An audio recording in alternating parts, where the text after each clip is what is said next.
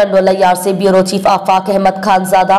तहसील झुंडोमरी के गांव पुरानी मीराबाद के सरकारी स्कूल की छत का प्लास्टर गिरने लगा। छत का प्लास्टर गिरने से 4 बच्चे जख्मी हुए। छत का प्लास्टर गिरता देखकर तुलबा में खौफ व हिरास। तालिब इल्मों का खौफ देखकर वालिदैन का टीचरों के साथ मिलकर इंतजामिया के खिलाफ एहतजाज। स्कूल की बिल्डिंग खतरनाक है, छत का प्लास्टर गिरना रोज का मामूल है। कोई जानी नुकसान हो गया तो उसका जिम्मेदार कौन होगा।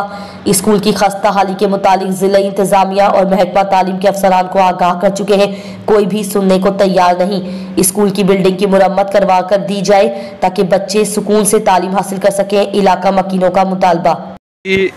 स्कूल GBLS मीराबाद जी अजो की सूरताल है।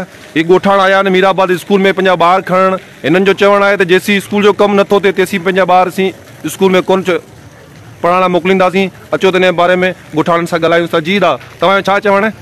असांजो चवण इहो आहे जो स्कूल जी मरम्मत थी कान्हे। हिकिड़ो ई रुगो दीवार ॾिनी अथनि, ॿियो कमु को बि कोन करायो अथनि। 2-3 ॾींहं अॻु में छोकिरनि जूं छिकूं मथां किरियूं आहिनि, कंहिंखे लॻा आहिनि धक, कंहिंखे पेर में, कंहिंखे मथे में। असीं ग़रीब माण्हू पेट पारे जीअं थी करे बच्चनि खे हिते मोकिलियूं, इतफ़ाक़ी धक लॻी वञे उन्हनि जो इलाजु करायूं या स्कूल लाइ मोकिलियूं। हाणे स्कूल जो को भरोसो कोन्हे, उन जे करे असां ॿियो कुझु कोन था करे सघूं। ग़रीब माण्हू पंहिंजा ॿार वापसि वठी ईंदासीं, ॿियो छा कंदासीं। अच्छा जी दादा तव्हां ॿुधायो। असांखे स्कूल जी मरम्मत कराए में ॾिनी वञे, DC साहब सां मुताबिलो आहे। असीं पंहिंजा ॿार कोन पढ़े, ॿार पंहिंजा वठी था वञूं। सही आहे, ठीकु, महिरबानी। तव्हां ॿुधायो दादा। असांजो सही इहो अर्ज़ु आहे त DC साहब खे अर्ज़ु आहे त स्कूल असांजी मरम्मत कराई वञे, स्कूल ठारायो वञे। ऐं स्कूल जो कमु दीवार ॾिनी वई आहे, ॿियो कमु सॼो रहियो पियो आहे। चापोड़ किरनि पिया, कई छोकिरनि खे धक लॻा आहिनि, ॿियो हादसा थियनि पिया। असीं पंहिंजा ॿार हिते छॾियूं, राह कोन सही कोन्हे। टेंडर पास थियण बावजूदि पोइ बि कमु रुकियो वियो आहे, पोइ बि कमु कोन पियो थिए।